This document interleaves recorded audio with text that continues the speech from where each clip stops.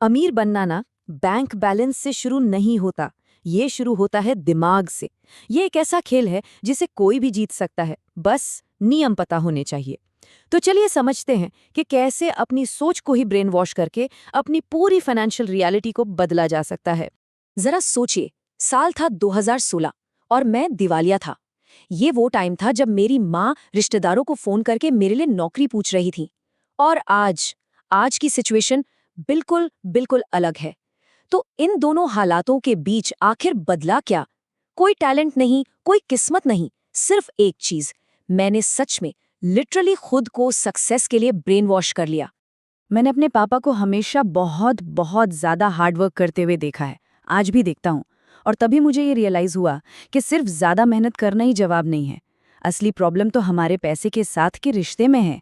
मतलब हम पैसे के बारे में क्या सोचते हैं, कैसा महसूस करते हैं। असली लड़ाई तो वहीं पर है। और बस वही वो पल था जब सब कुछ बदल गया। मैंने फैसला किया कि मुझे पैसे को देखने का अपना नजरिया पूरी तरह बदलना होगा। लेकिन ये समझने के लिए कि ये बदलाव इतना जरूरी क्यों था, थोड़ा सा पीछे चलते हैं। मेरे बचपन में मैंने पैसों की बहुत ज्यादा तंगी देखी।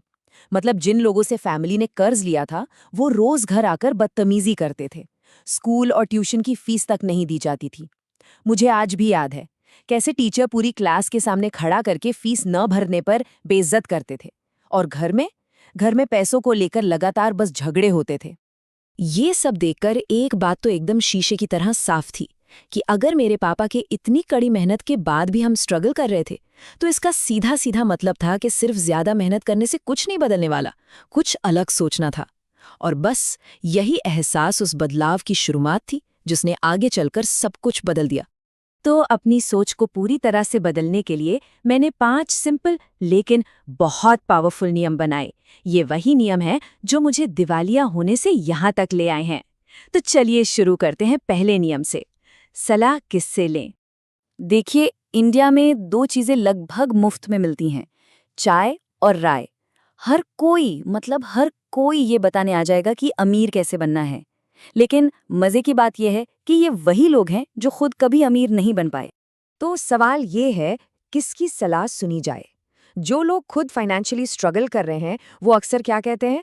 एक सेफ नौकरी पकड़ लो, एमबीए कर लो, बस सेटल हो जाओ। और वहीं दूसरी तरफ अमीर लोग क्या सलाह देते हैं? बिजनेस शुरू करो, इन्वेस्ट करो, एसेट्स बनाओ। मैंने तो फैसला कर लिया था कि मैं सिर्फ उन लोगों की सुनूंगा जिनके जैसा मुझे बनना है। ठीक है, तो पहला नियम था सही लोगों से सलाह लेने के बारे में। अब आते हैं नियम 2 और 3 पर, जो हैं अपनी खुद की शक्तियों को समझने और अपने पैसे पर कंट्रोल रखने के बारे में। क्योंकि सीधी सी बात है, जिस चीज को समझा नहीं जा सकता, उसे कंट्रोल भी नहीं किया जा सकता।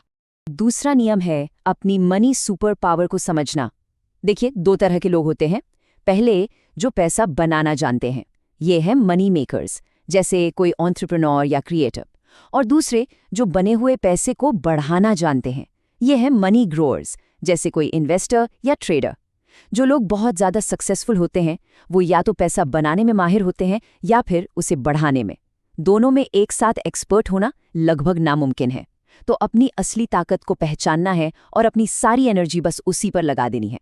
और अब तीसरा नियम, ये सुनने में थोड़ा मजेदार लग सकता है, लेकिन यकीन मानिए ये बहुत पावरफुल है। अपने पैसे को ऐसे ट्रैक करना है जैसे अपने क्रश का इंस्टाग्राम ट्रैक करते हैं। मतलब ये है कि हर महीने अपने फाइनेंस की पूरी कहानी पता होनी चाहिए। सबसे बड़ा हीरो कौन है, यानी इनकम का सबसे बड़ा सोर्स, और सबसे बड़ा विलन कौन है, यानी सबसे बड़ा खर्चा। कौन सा इन्वेस्टमेंट सबसे अच्छा परफॉर्म कर रहा है। जब पैसे को इस तरह से ट्रैक किया जाता है, तो फैसले डर से नहीं, डेटा से लिए जाते हैं। अमीर लोग अपने नंबर्स को अंदर बाहर सब जानते हैं। तो एक बार जब सही सलाह लेना और अपने पैसे को ट्रैक करना आ जाता है, तो अगला कदम और भी गहरा है। आखिरी 2 नियम इस बारे में हैं कि पैसा क्यों कमाया जा रहा है और इसका असली सोर्स क्या है। चलिए, पैसे के असली मकसद को समझते हैं। नियम नंबर 4 को मैं कहता हूँ 10% का नियम।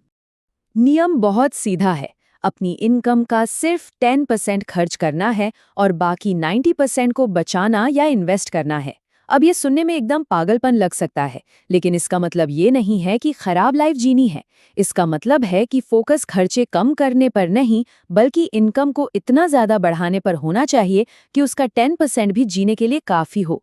एक बात हमेशा याद रखनी चाहिए, खर्च की एक लिमिट होती है, इनकम की कोई लिमिट नहीं होती। और ये समझना बहुत जरूरी है कि पैसे का असली मकसद क्या है। पैसे का मकसद दिखावा करना नहीं है, महंगी कारें खरीदना या डिजाइनर कपड़े पहनना नहीं। पैसे का असली मकसद है आज़ादी, मन की शांति और अपनी जिंदगी में चॉइस रखने की ताकत। और अब आता है पांचवा और सबसे जरूरी नियम, जो बाकी सब पर भारी है। वैल्यू पर फोकस करें, पैसे पर नहीं। पैसे के पीछे भागना बंद करके ये सोचना शुरू करना है कि कैसे बड़े पैमाने पर लोगों की जिंदगी में वैल्यू ऐड की जा सकती है। जब दूसरों की प्रॉब्लम सॉल्व की जाती हैं तो पैसा एक साइड इफेक्ट की तरह खुद ब खुद आता है।